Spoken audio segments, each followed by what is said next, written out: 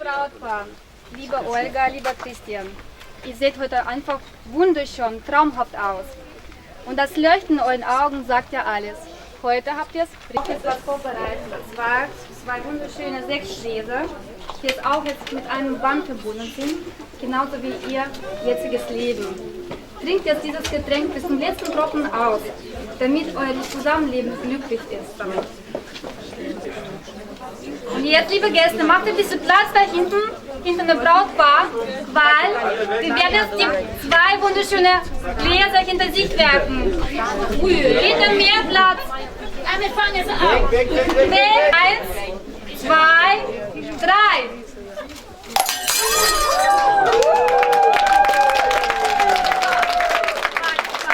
Was sind die Trauzeugen? Hier.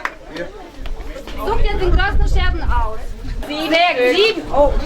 Also, die Anzahl zeigt, wie viele Kinder, beziehungsweise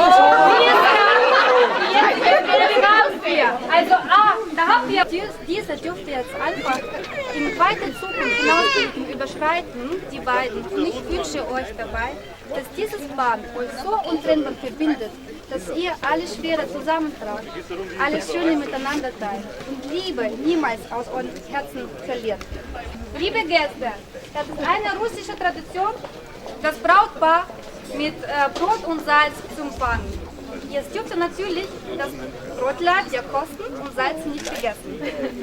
Можете теперь попробовать, и тот, кто отломит больше кусочек, да, тот и глава семейства.